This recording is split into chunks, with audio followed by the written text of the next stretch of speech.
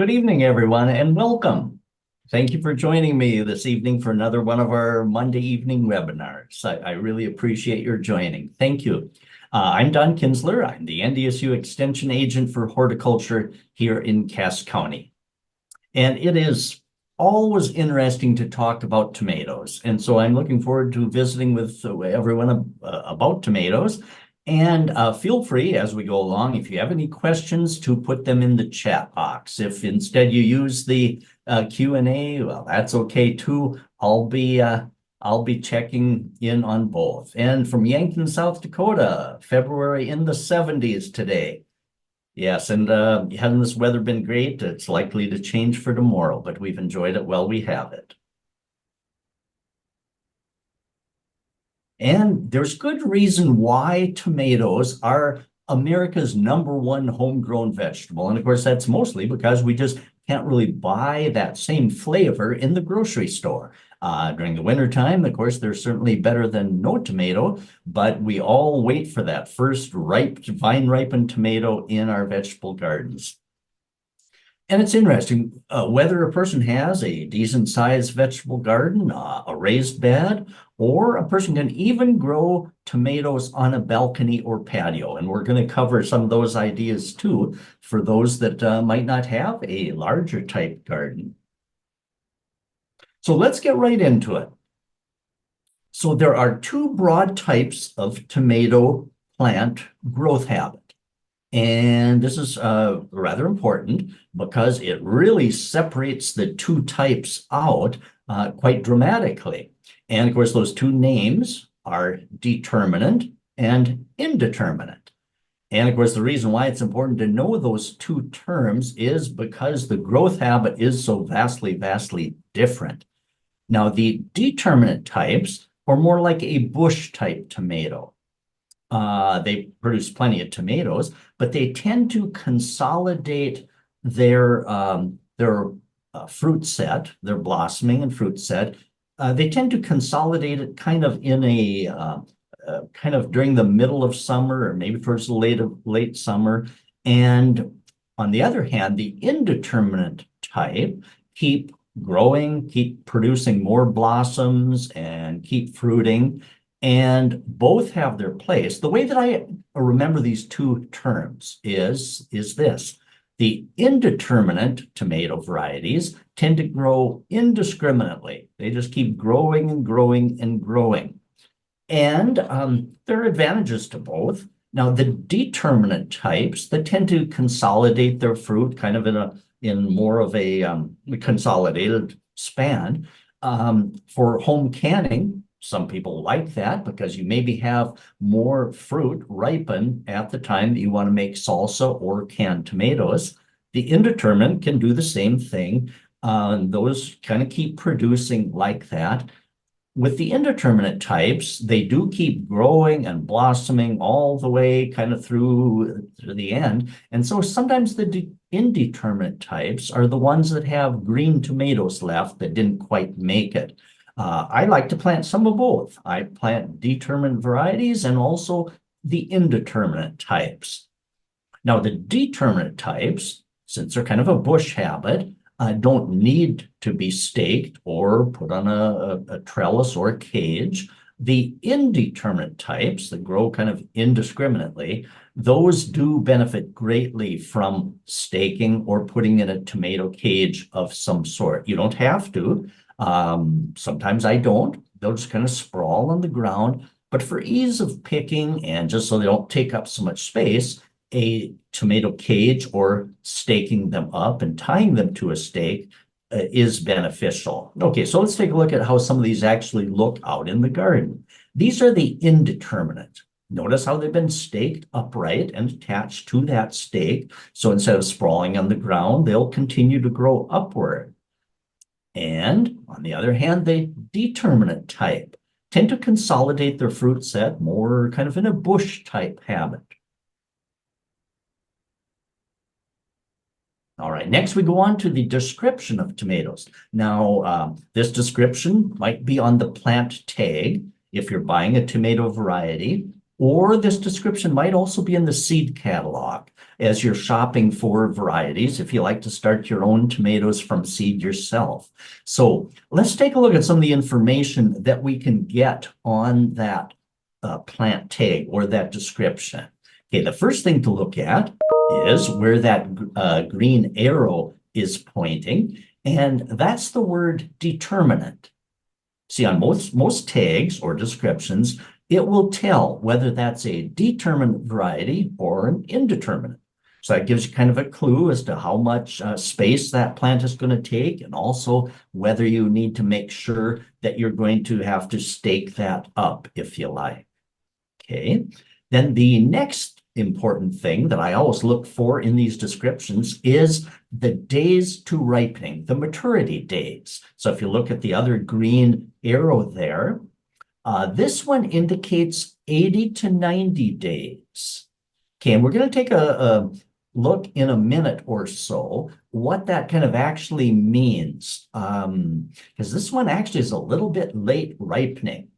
Now, those number of days, that's the average days, number of days, from the time you transplant that plant out into the garden until you would get the first harvestable fruits. Now, it's not the number of days from seeding to harvest, but rather the time that you would set that little starter plant out into the garden.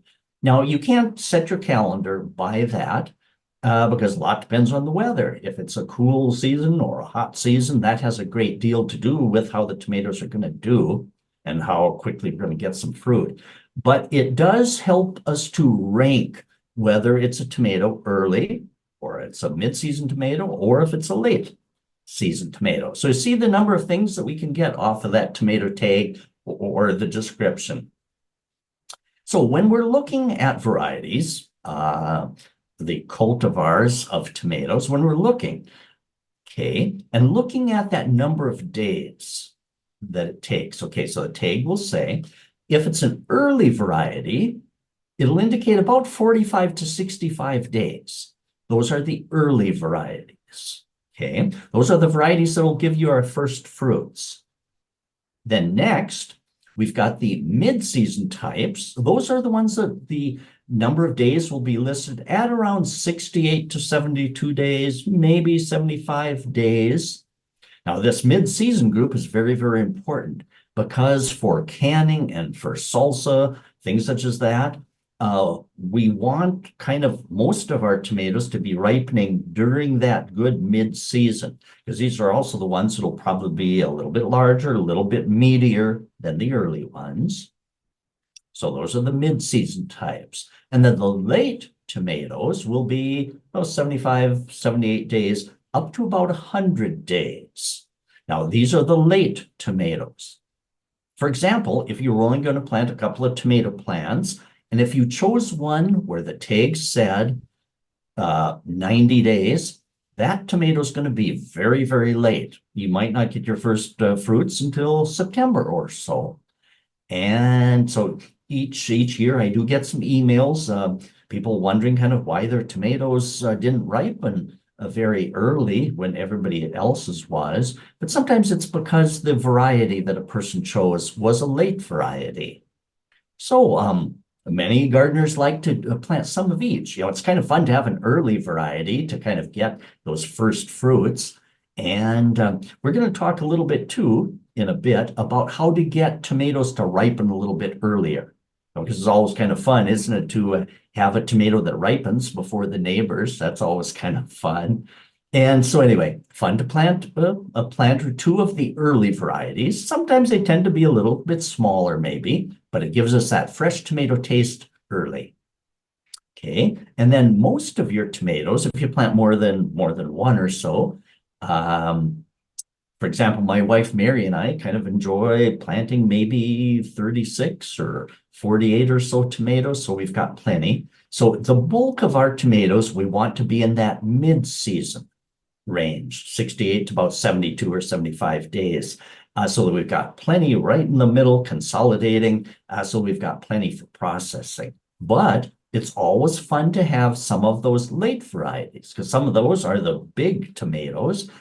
So some of the big late beefsteak types, and then that gives you production later into the fall as well. So it's kind of fun to combine some of those. But the importance of looking at those number of days when choosing variety. Now, when you're looking at cultivars, and it's interesting, I've used those two terms, cultivars, variety. We use that term variety, don't we? Gardeners often just kind of as a common name, we kind of use variety. But cultivar stands for cultivated variety. So that's probably the more correct term, isn't it? To call these cultivars. Okay, and cultivars of tomatoes do vary greatly. Well, we already talked about the days to maturity and fruit size. So when a person's comparing the descriptions in a seed catalog, you'll usually see how many ounces each of those fruit are. So that kind of gives you a comparison. You can kind of compare those that are maybe only 3 to 4 ounces, compare those up to maybe those that are 12 ounces or even more. And the other thing that they vary greatly in is disease resistance, the resistance to blight. And when you're looking at the plant tag or the description in the seed catalog, you'll oftentimes see lots of letters behind the name, such as V, F, N, V1, FN, F1, etc. Well, those stand for some of the different diseases, verticillium, fusarium, etc. And so the more letters that it has behind it means it's resistant to more diseases. And if it doesn't have those listed, then chances are that's not one of its selling points. It's maybe less disease resistant. And of course, they've developed some really, really nice cultivars now that are less susceptible to some of the foliage diseases. Crack resistance.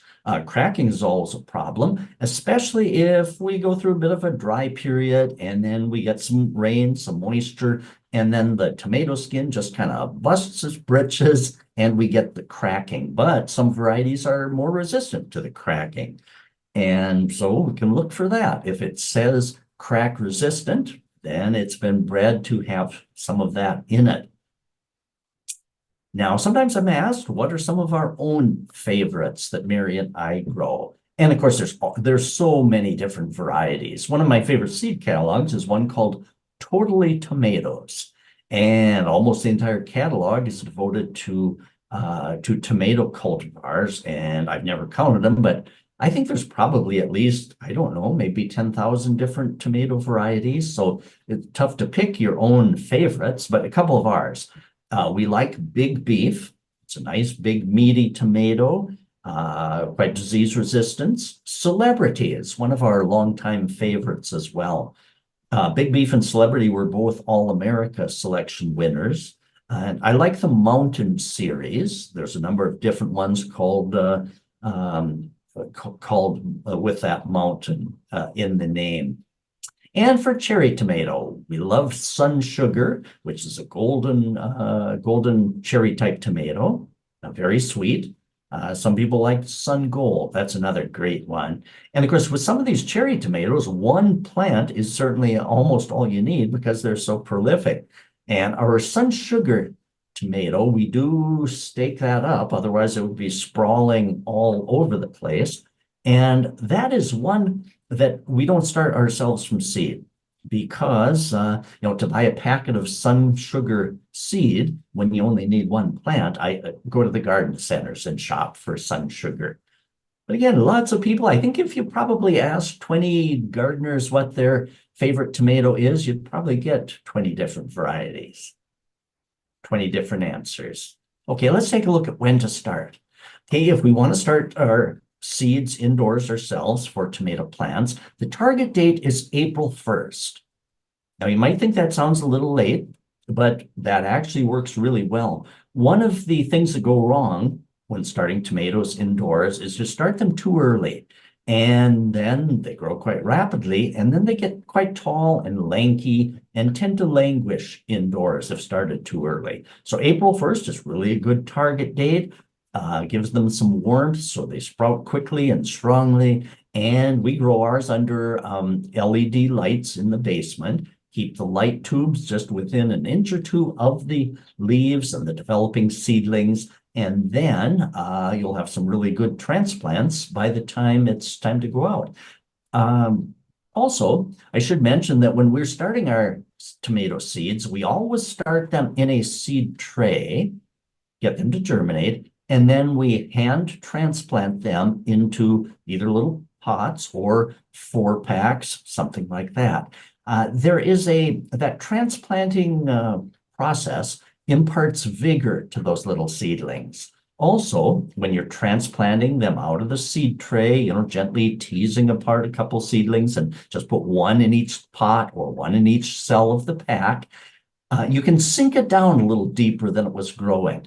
And in a minute, we'll look at deep planting of tomatoes. That makes a really nice plant. So for the time to get going outdoors is after the temperature gets nice and warm, of course. And maybe it'll get nice and warm extra early this year. I hope so. Now, tomatoes are a very warm, loving crop, tropical in nature. And so they don't like it chilly and they don't like chilly soil. So a couple of things that cause us to want to delay planting outdoors in spring. One of them, of course, is a susceptibility to frost. Right around 32 degrees, tomatoes are usually killed, but also they don't like chilly soil.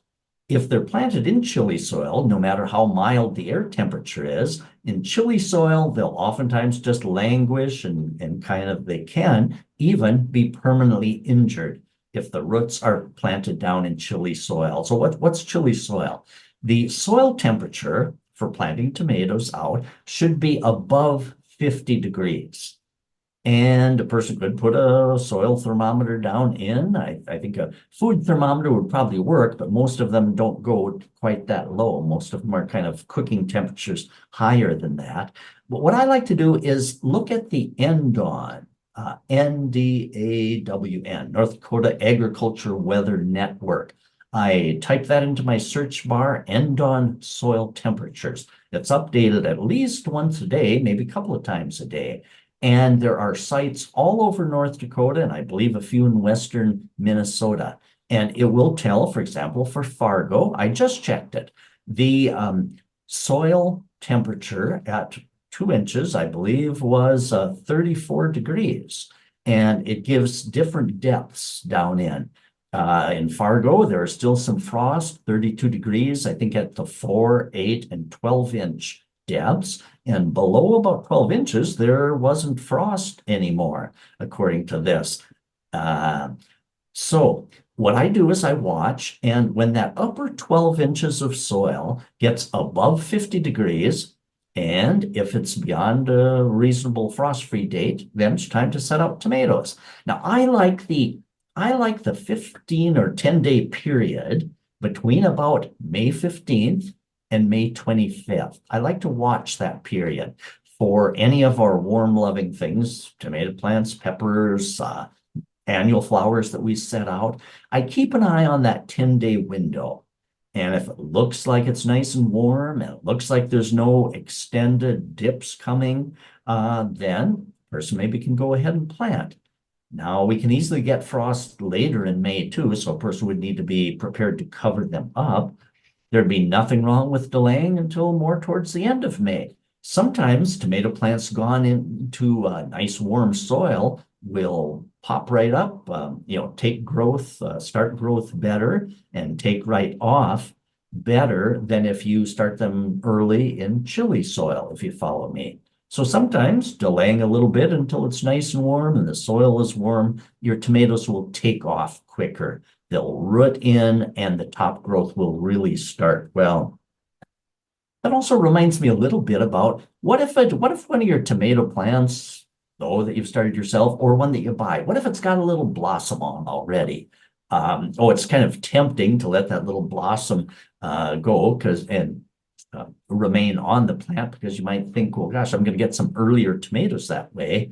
But actually that blossom on a plant that hasn't even been put out in the garden yet is taking quite a bit of energy out of that little tomato plant. So I do prefer to, for our own anyway, to pinch off that early blossom. And my mom, who was a great gardener, gardeners kind of those generations, always did remove them because they knew that the strength then would go into building a bigger, better tomato plant that in the long run would be able to produce more tomatoes. Next, let's talk about some planting tips, things that will help our tomatoes take off better. Okay, and of course, full all-day sun is needed. If a person has a spot that doesn't get full day, half day, not quite as good as full day, but half day might get you some fruit. But full day, right out in the middle of the sunshine, that's what tomatoes really do want. Plant deeply. Look at how nice and deep down in that tomato is planted. Person could have removed that one leaf that is kind of down in the soil, but here's the reason for planting tomatoes deeply.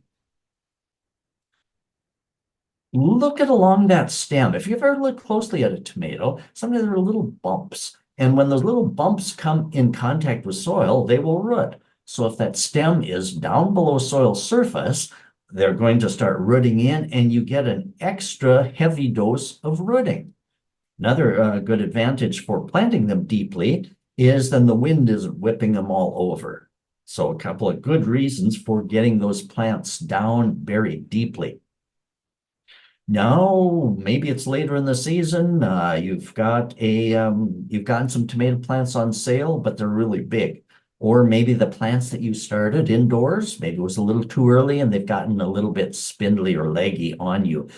We can lay those down in a trench like that, being careful not to kink the stem when you kind of curve it on up. See, I'm a good case for talking about all these things because I've made all these mistakes myself.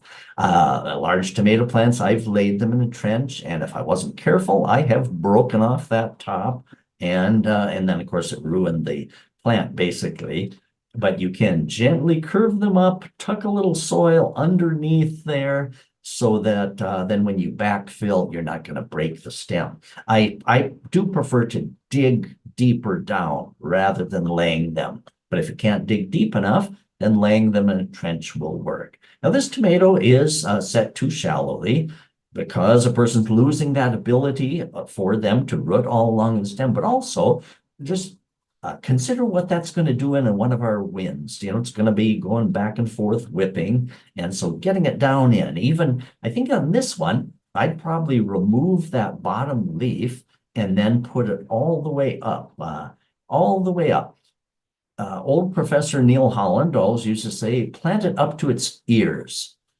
And I used that term once, and then somebody asked, could you describe what up to its ears actually means? But up to its ears in this case would mean planting it all the way up, burying that stem so that just that huskier part would be up above ground. That would be planting it up to its ears.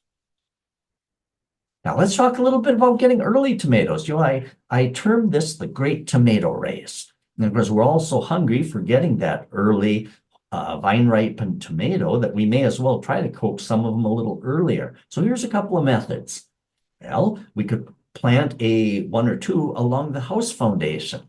The house foundation on the south side is a microclimate that warms up really, really well, tends to reflect the heat of the sun right around the plant. The soil is usually warmer there. So planting one along the house foundation gives you some earlier tomatoes, especially if you've chosen one of the earlier tomato varieties.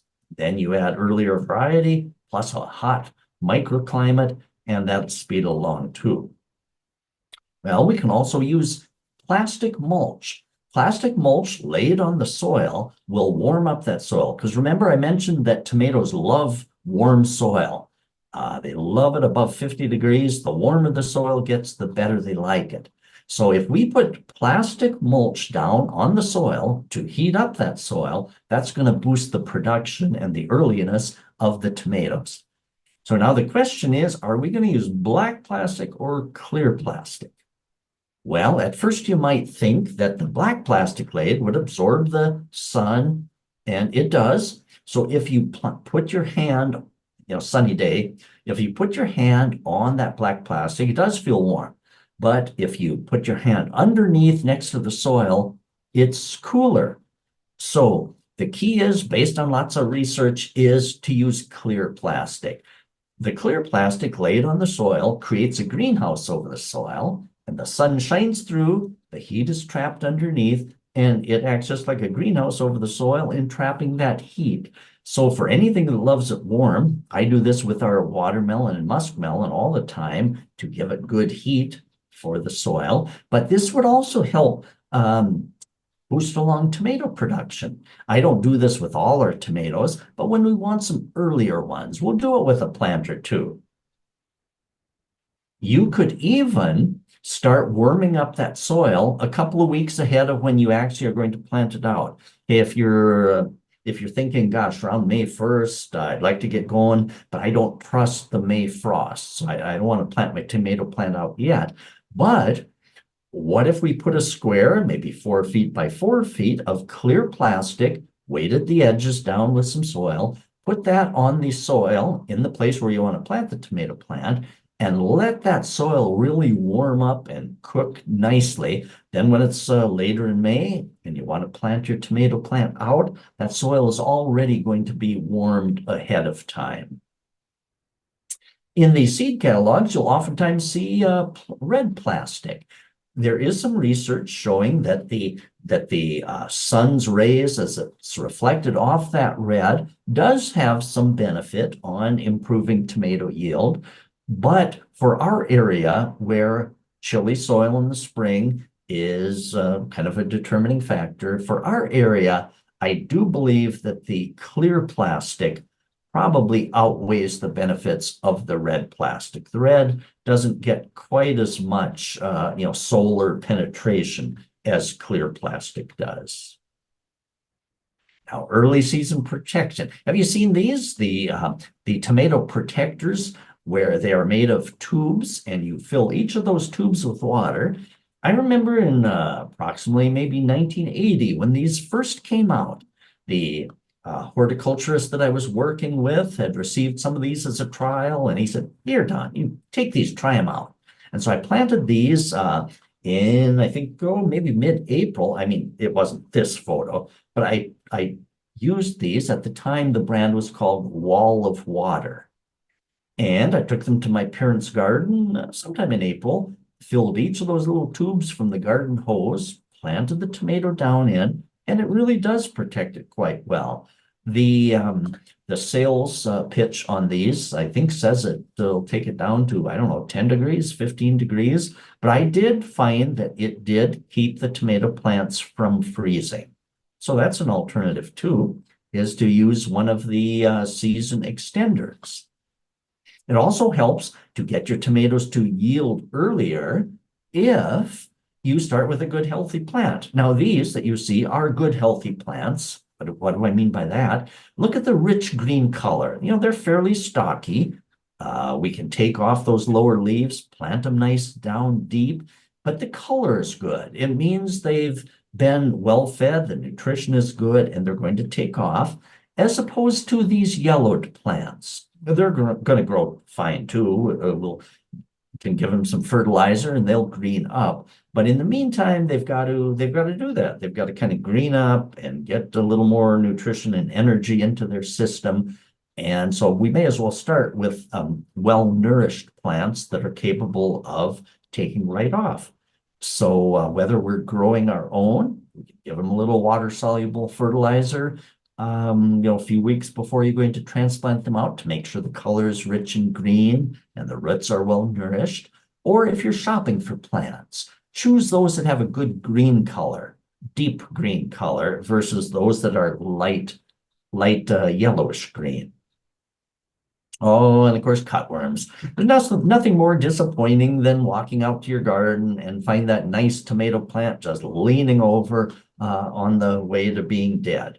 And of course, then if you dig down around that tomato plant, you can kind of see it gnawed off. The culprit is oftentimes cutworms. As soon as you dig them out, they kind of curl in a C shape, and cutworms. Cutworms can be prevented a couple of ways. One way is to put a band of, such as a person could use a plastic milk carton and cut a band. It only has to go maybe an inch or so above soil and an inch or so below, maybe 2 inches to call it good measure. But basically, these work at around the soil level.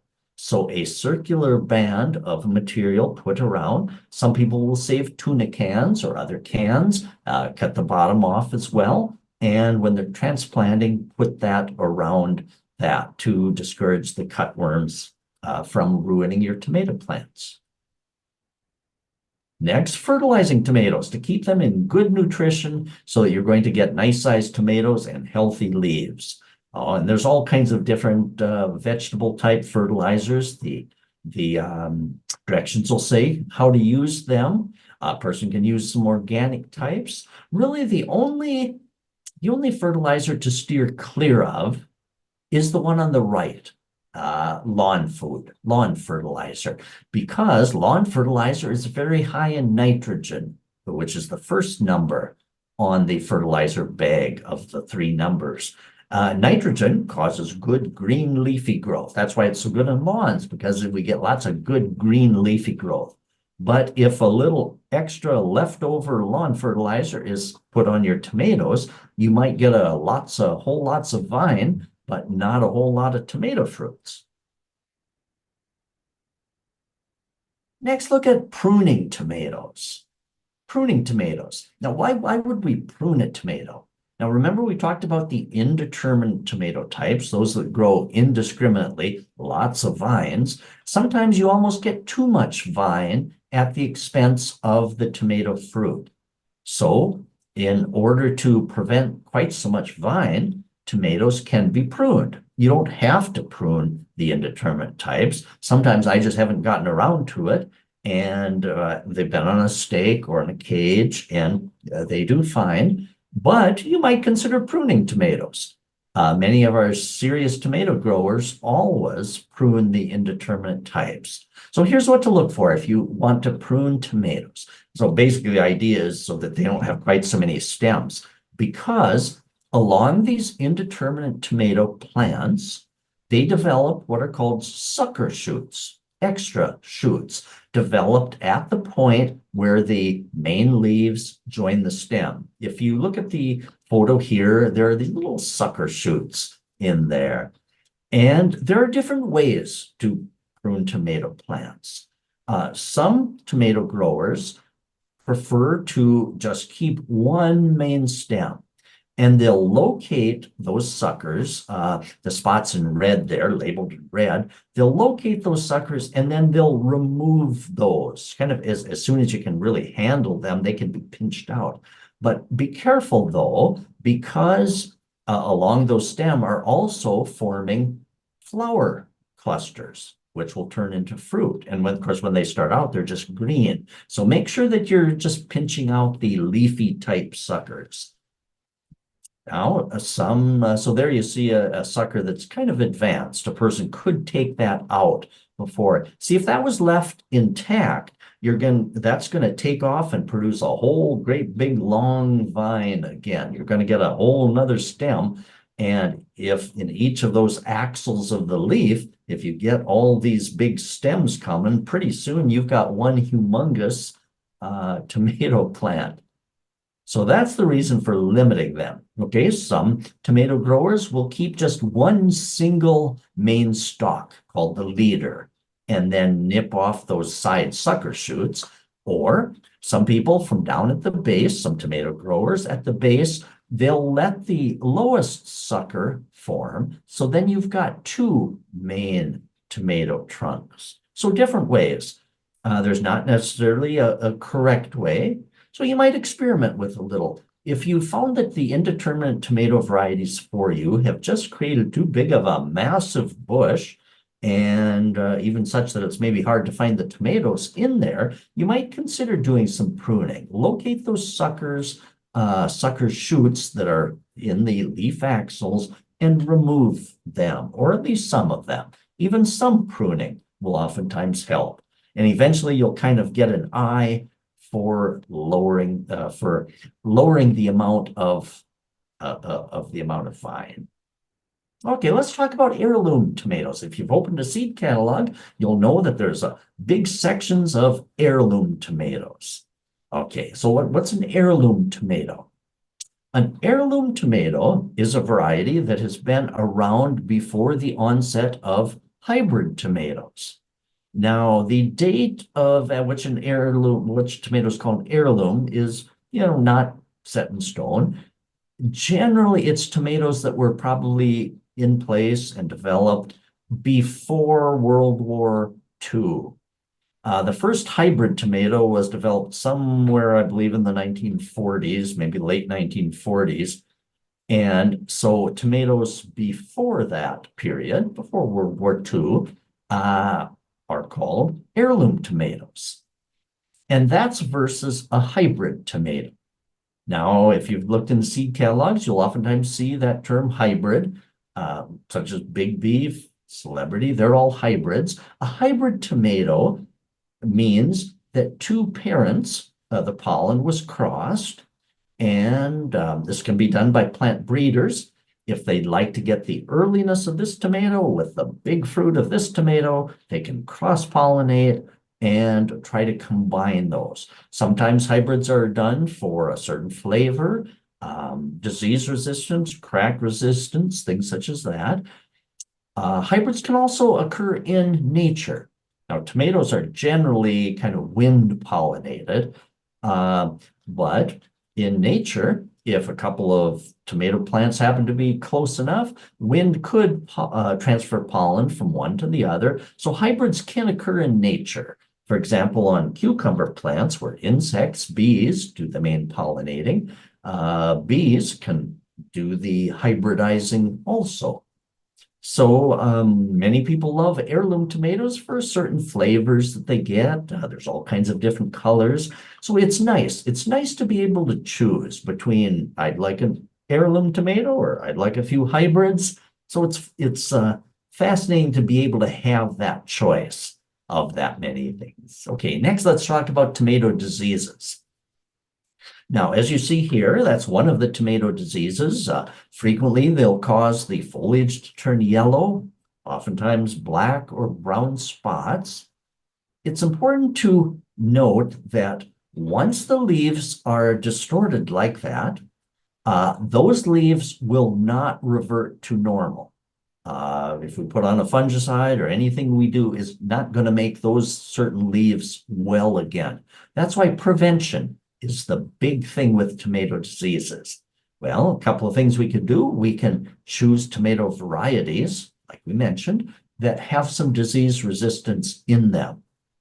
Or at the very start of seeing this, we could apply a vegetable fungicide, where on the label it lists tomato diseases. So at the very earliest site, this is actually kind of extended, advanced. So it would be much better to try to treat this tomato when you first saw a little bit of yellowing and one or so of those black or brown spots, and then apply a tomato fungicide.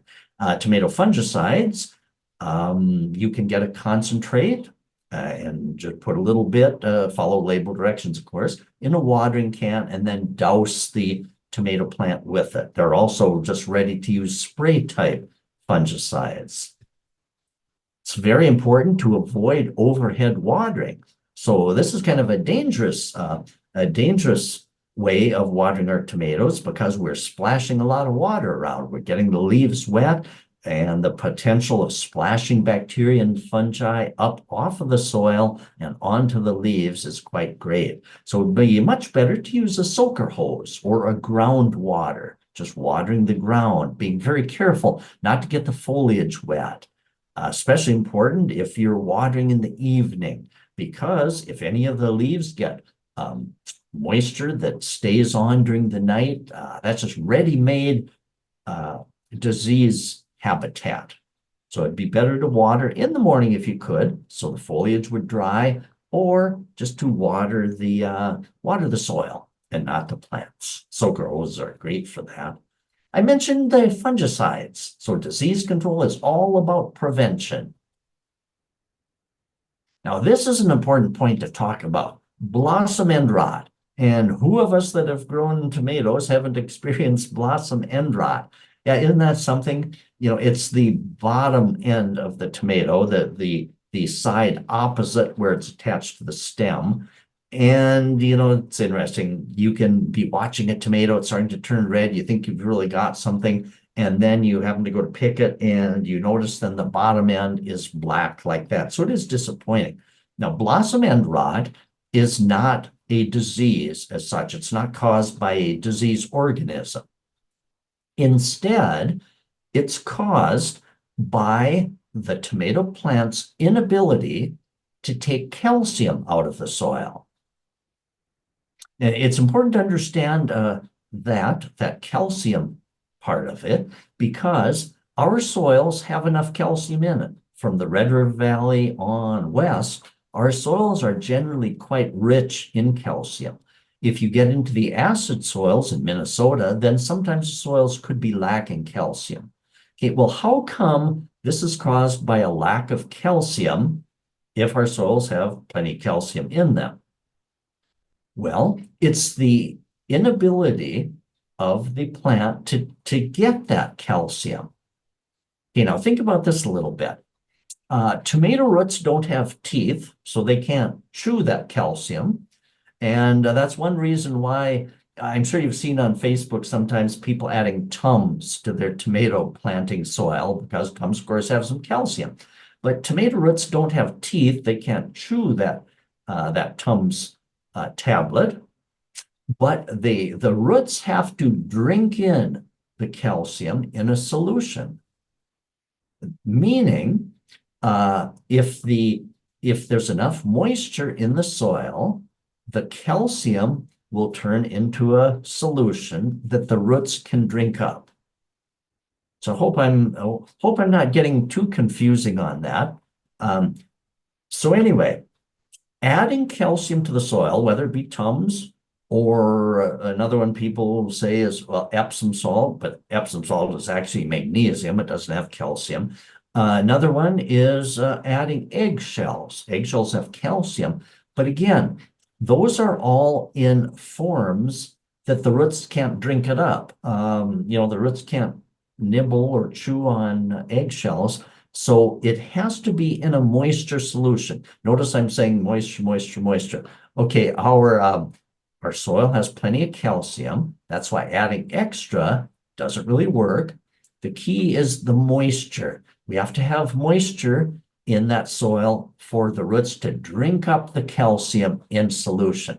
So the key to blossom end rot is keeping the soil more uniformly moist when the tomatoes are starting to form.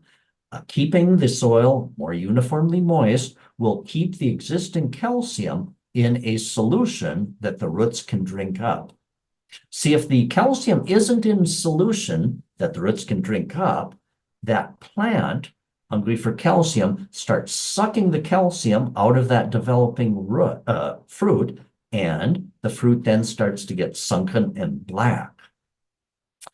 So that's why, you know, I mean, if someone adds a Tums to the soil, or if they add eggshells and say that they never have blossom end rot, I mean, if it's working for you, certainly keep doing it. But that in itself will not usually prevent blossom end rot, if you follow me. Because again, our soils generally, if you have a soil test, and sometimes do that, get a soil test. NDSU, just do a search, NDSU soil testing, and it'll tell you exactly how and where to send the soil test. And our soils are plentiful in calcium generally, so adding more calcium can actually be a little dangerous, but we need to get that, and I know I'm going on, but because this is a really, this is one of the most common questions that I get. This and autumn blaze maple is blossom end rot. And so again, the trick is to keep the soil uniformly moist so that they can drink up that calcium that is already plentiful. And one of the best ways to keep the soil uniformly moist is to mulch. Keep the area around the tomato plants mulched. and that will help prevent the swings of dry and wet. This is probably better. We could water, like with soaker hoses, water a little more frequently, and that's good.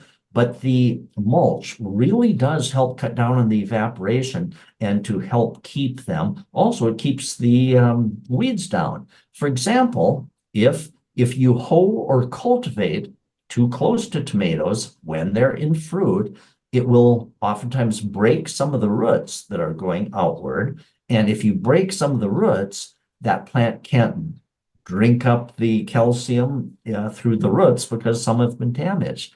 And so mulching just really works well. Now, I love the wisdom of old gardeners because I remember when I used to be helping my mom plant tomatoes, and we always used straw out of the barn to put around tomatoes. But I asked my mom when we'd be planting tomatoes, I said, why don't we put the straw around the tomatoes now, in May when we're setting them out, transplanting them out.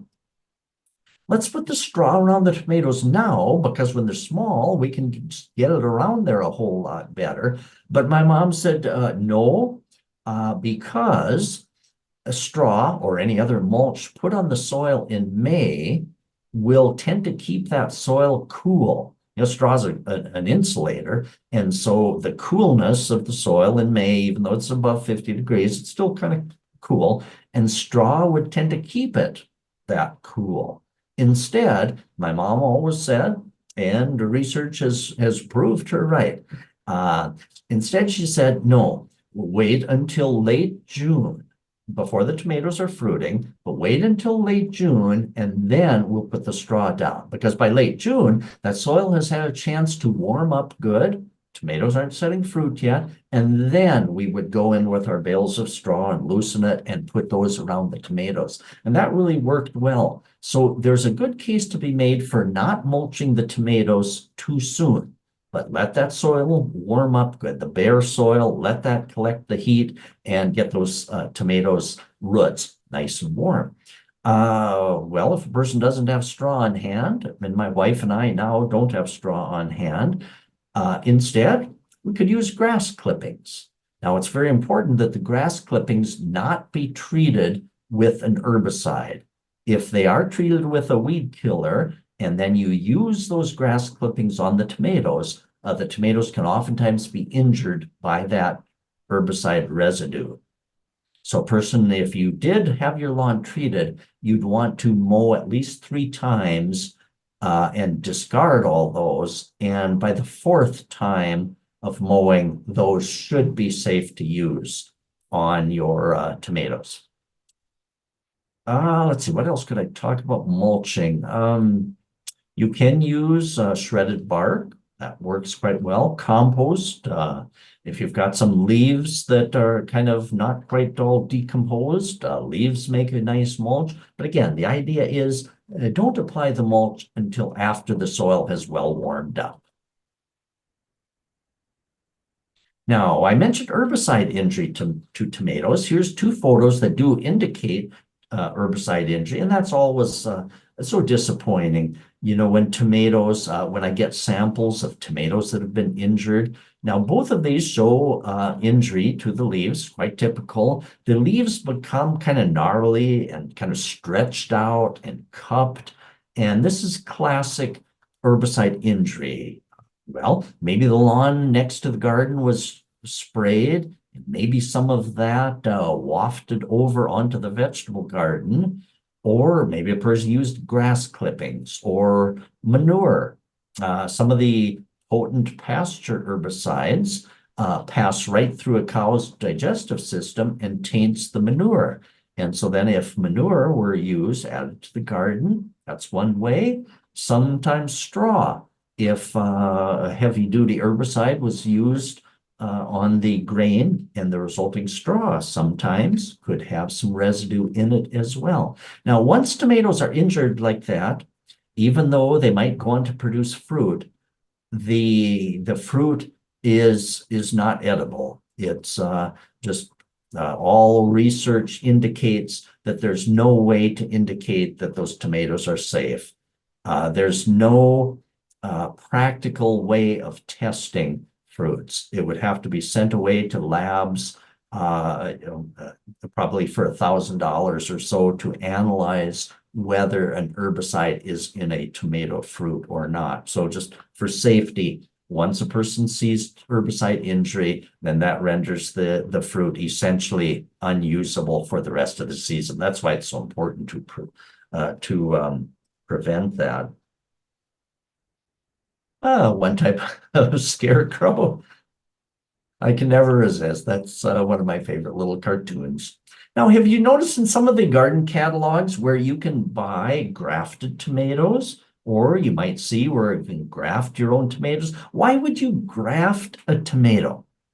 Well, what you use for a rootstock has to be special rootstock tomatoes. So in seed catalogs, you'll see some sold for rootstocks. So you start those and then you cut them off, and then you start another batch of tomatoes, cut the tops off of those and put those on in. If you've priced grafted tomatoes from some of the seed catalogs, a little grafted tomato plant is probably, one plant is probably around $20.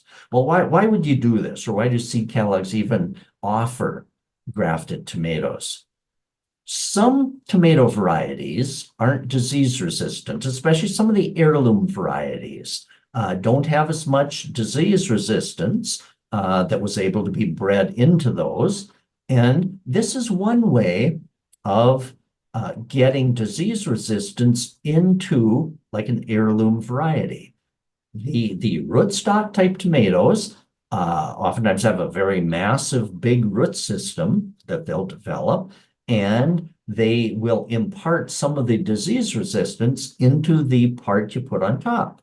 So you can get a rootstock type tomato, start heirloom seedlings, cut off the top of the heirloom, graft that onto the rootstock, and that will impart some disease resistance into that.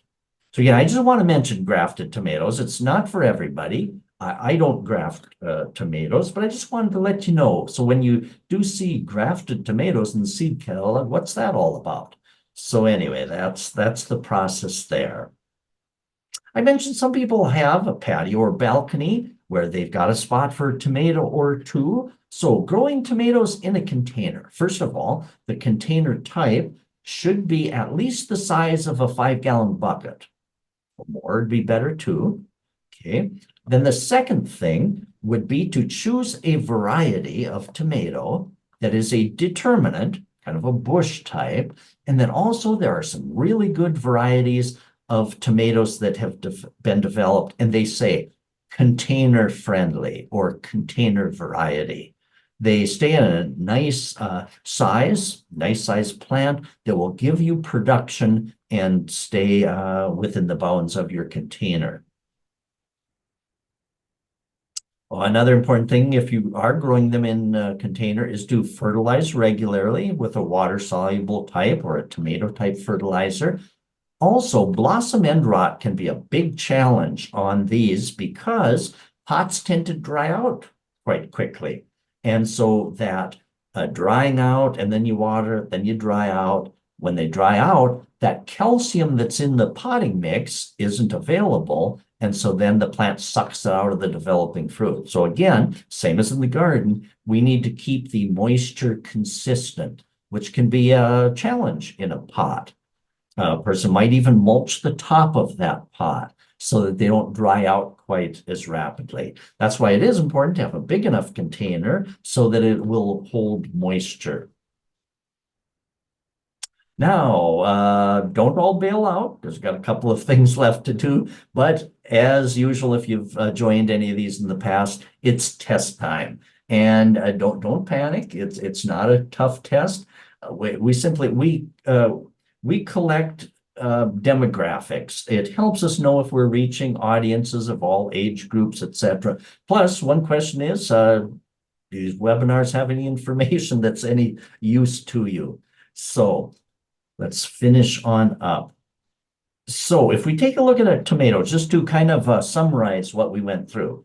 Okay, there's all kinds of different tomato cultivars. So take a good close look at those, find some of your favorites, but especially take a look at the days, the number of days, and mix them up. So you got some early, some mid, some late. Mostly mid is what most of us want.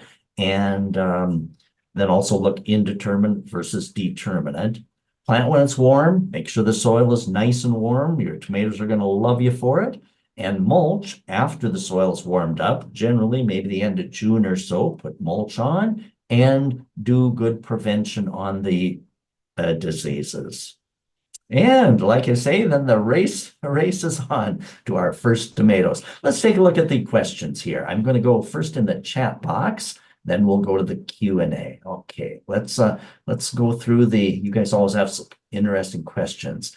I've never seen a tomato plant with this much information on the tag. Oftentimes not. Sometimes on the tag, it'll only be the days and determinate, indeterminate, and maybe a little bit on the disease.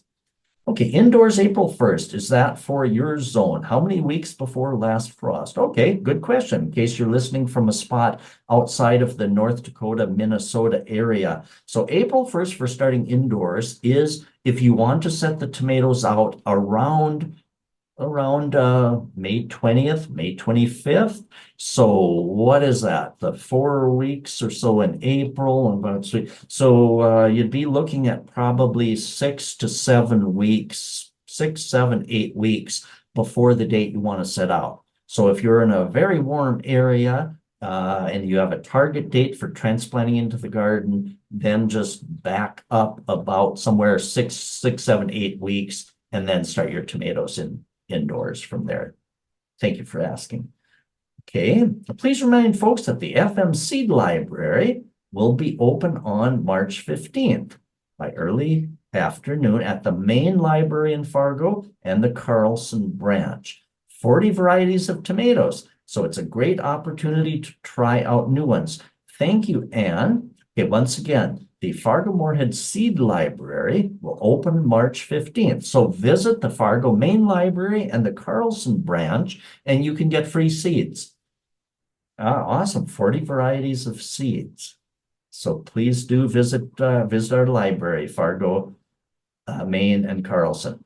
Okay, next, Jean asks, when choosing plants at a greenhouse, what is the plant height to soil ratio you look for? Tall plants versus short plants. I look for a good stocky plant. And what I mean by stocky, so that the stem looks husky, so it doesn't look kind of wimpy or wispy. How's that for some good scientific things? I'd rather have a short stocky than too tall. I can plant it deeply, but I'm always worried about kind of a weak stem. Maybe when you shake the plant a little bit, if it's just too wiggly, wavy, maybe go for one that's a sturdier stem. But again, even a taller one, we can set down in. And sometimes a tall, let's see. Now, you mentioned the root ratio also. If they're in 4 packs or 6 packs, beware that they're too root bound. I know the garden centers don't really want us pulling them out of the pots, but maybe just carefully look without dismantling them. If a tomato plant is too root bound, which they usually are in the little packs, but when you plant those, I like to just gently tease the roots out at least a little bit and then quick plant it and water it so the roots aren't in air too much. I hope that somewhat answers. Do you trim the yellow pear tomatoes the same? Mine gets so tall. Yes, yellow pear tomato, which was incidentally, yellow pear tomato was developed at NDSU in I believe the 1920s, maybe late or early 1930s. Yellow pear tomato. Yeah, trim those because they'll get almost just a huge, humongous bush. So they're a good case for pruning. Please explain the difference between New World and Old World tomatoes. So many heirlooms tend to have European sounding names. Are a lot of heirlooms Old World tomatoes? They are. You'll see names like Black Crim, whatever, oh, it's on the tip of my tongue, Crimean, I believe. Yes, so they do have European sounding names. A lot of the heirloom varieties were brought along with our ancestors who enjoyed growing tomatoes in Europe. And so they brought a few seeds of their favorite varieties from Europe, Western Europe, Eastern Europe, and many of those are the ones. So yes, heirlooms, old world tomatoes, are almost synonymous. What is a good soil for container gardening, such as patio tomatoes, so the fruit doesn't get blossom end rot? If a mix that you use for those, it should hold moisture enough and not dry out. So usually for potted plants, we usually don't recommend just regular garden type soil because we want it to drain really well. But tomatoes in a container are probably a good case for having a little actual garden soil mixed in with such as the Miracle-Gro potting mix or a mix that's recommended by your garden centers, just to get something that's a little heavier in there. So for flower pots, we don't really recommend adding some actual dirt type soil, but for tomatoes, maybe just to give it a little heavier, a little more moisture holding capacity. Do you recommend mending the soil of patio containers to add calcium? Many of the mixes that a person would use for containers don't have the same calcium level that our native soils do. So where I said that in our garden, our in-soil gardens, we don't need to add more calcium, a potting mix that doesn't really have our native dirt usually, those might benefit from adding a fertilizer that does have calcium. So if we check the fertilizer, and you can get some calcium type fertilizers also. Okay, there's a similar one. What about planting tomatoes in 5-gallon buckets? Yes, a 5-gallon pail, with drainage holes, of course, very important point. They do need drainage holes in the bottom, otherwise, certainly they could drown with excess water. I have some packaged straw, but in areas it seems to have started to mold. How can I resurrect the bale of straw to make it usable for mulching? Usually you have straw, and of course it will start to decay a little bit and get some kind of moldiness to it. But if you fluff it up, expose it to air, that mold will usually disappear, and it should be safe then for tomatoes. And there is always a caution with some straw, but how do you tell?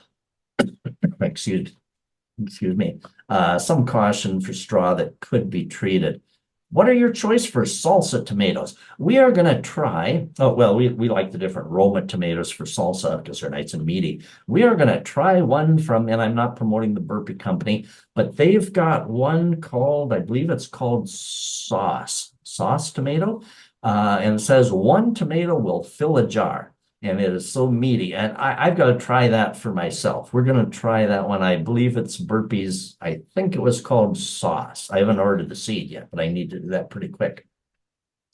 Does alkaline soil have anything to do with blossom end rot? Yes.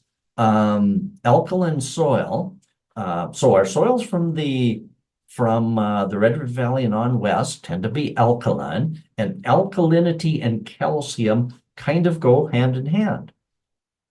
When a person gets into the more acid soils of the more natural forested soils of Minnesota, then the acid type soils tend to not have as much calcium.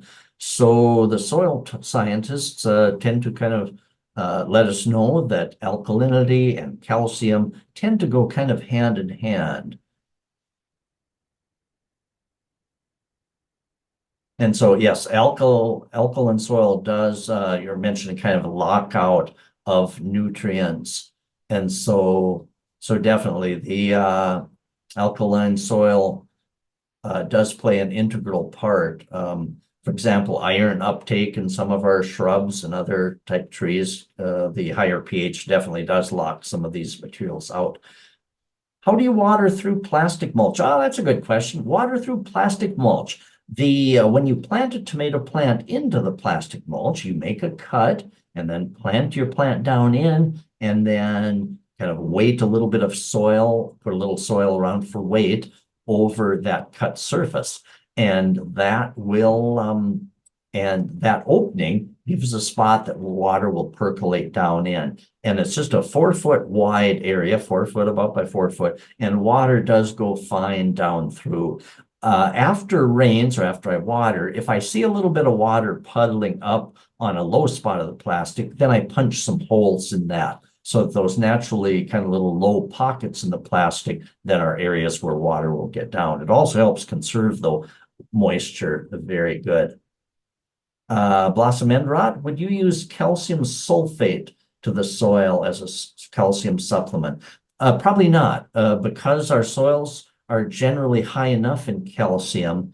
And so although the calcium sulfate will add some acidifying, maybe that would help loosen up and make some of it available. But again, where our soils already have enough calcium, the trigger point for releasing the calcium seems to be having enough moisture solution in it. Because even the calcium sulfate would probably need to have that moisture component in order for that to be taken up by the roots so they can absorb it. Do you water long and deep? Well, it's interesting. For most of our things like our lawn, we are always preaching water deeply and less often.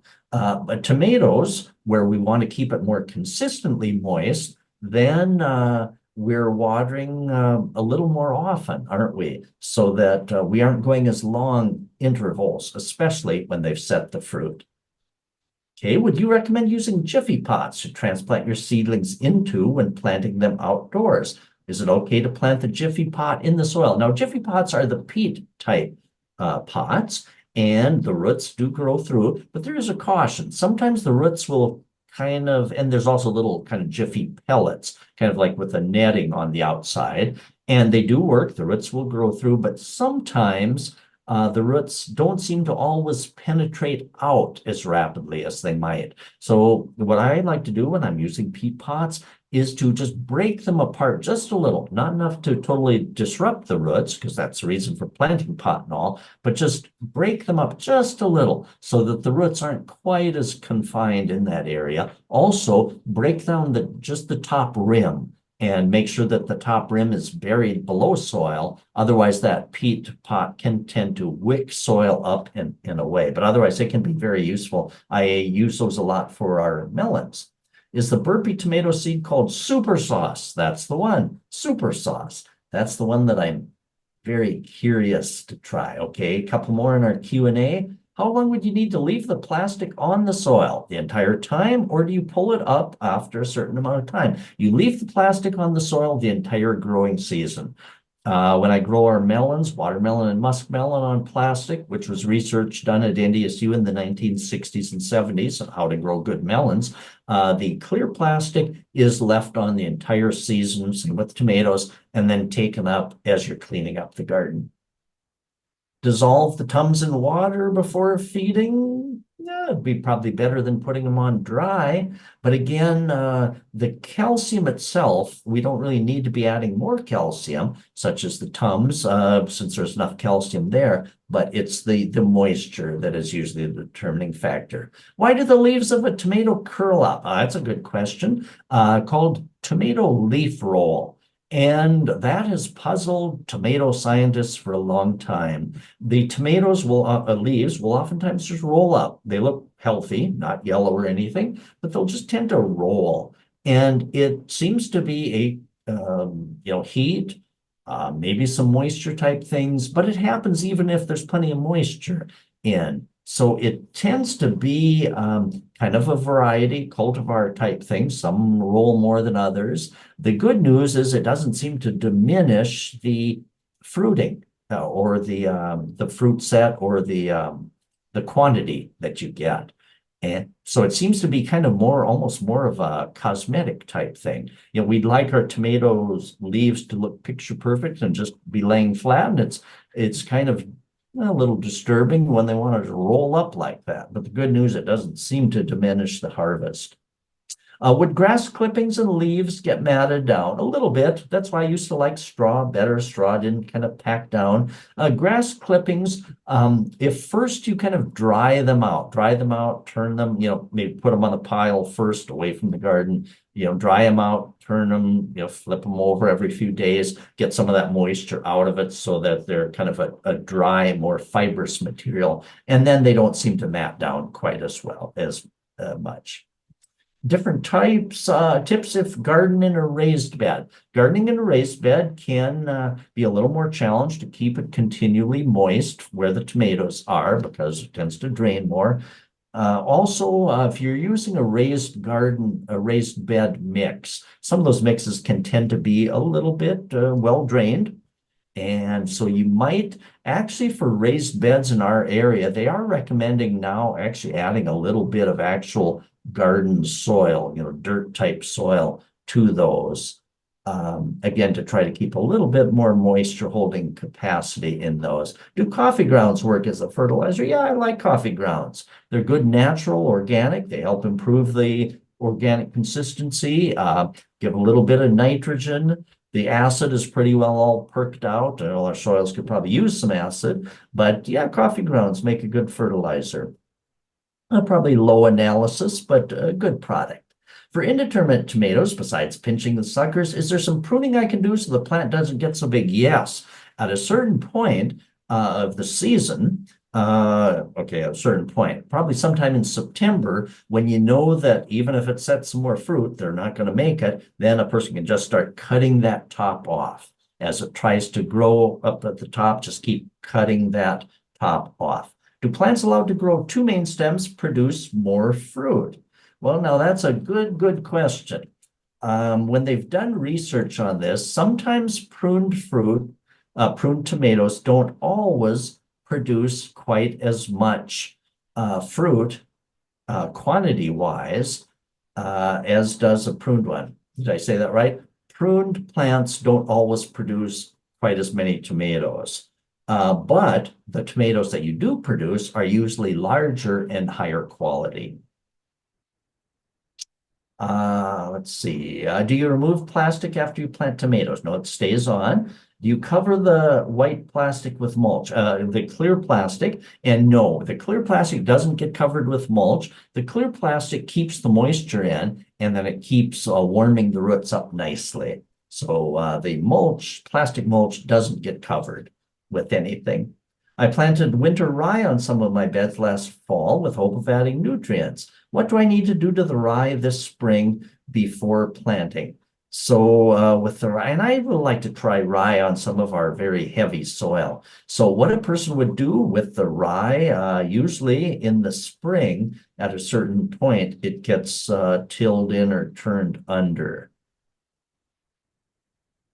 And then you should be able to plant into it. What do you think of cardboard mulch? Cardboard mulch, we use that, Mary and I use that in all of our perennial beds. We use that under shredded bark mulch. And so I like cardboard mulch. In a garden, it would eventually disintegrate. Now in our perennial flower beds, the cardboard disintegrates after about 2 years or so. When I dig down under the shredded bark, the cardboard has disintegrated just into nice composty material. In a vegetable garden, it usually does not disintegrate during the course of the one season unless you kind of added a little soil or something kind of on it, but then the weeds would grow too. So cardboard mulch would work well, but it won't totally disintegrate throughout the course of the season. So at the end of the season, you'd still have some pretty intact cardboard, or at least what I've found. Since you water tomatoes more often, how often should they be watered? And should the dirt dry out between watering? The main thing is that down in the root system, there is still moisture that will help to keep the calcium dissolved. So how often should tomatoes be watered? That's a good question. It kind of depends on the heat and the wind. But instead of watering once a week and watering more deeply, a person is probably going to have to water, 2-3 times a week. But the mulch will really help mitigate the evaporation. So the mulch can really, a well-mulched tomato bed, maybe only once, at most twice a week, maybe. I get lots of blossoms, but not so many tomatoes. Well, lots of blossoms and not many tomatoes. There are certain things that can affect the pollination in the fruit set. One, if it's too chilly or if it's too hot, above about 90 degrees, that can affect that. Also, lots of blossoms, not too many tomatoes. Hopefully it's in full sun. If it's not quite enough sun, sometimes the pollination isn't good. Tomatoes are kind of self or wind pollinated, so they don't actually need insects. One thing you might try is, which they do in greenhouses because there's not as much air movement, you might just when there's lots of blossoms, try shaking the plant a little bit and get that pollen to try to distribute. Might be worth a try. Last question, do determinants need to be pruned? Do they get suckers? Determinant type tomatoes are generally not pruned. They tend to form just a kind of a bush type habit. And so those are customarily not pruned. They just don't have quite as many stems and stalks starting and going on. I'll say I want to thank you all very much. Thank you. And if you're looking for future webinars, 1 week from tonight, we're talking about shrubs, every shrub that could possibly be planted in our landscapes and our plantings. And I will send out that registration link to everybody that was registered for tonight. So if you're interested in shrubs, you could register for that one as well. So I want to thank you all very much for joining. I hope you enjoy these as much as I enjoy talking about them. So you all have a very good evening, and thanks again.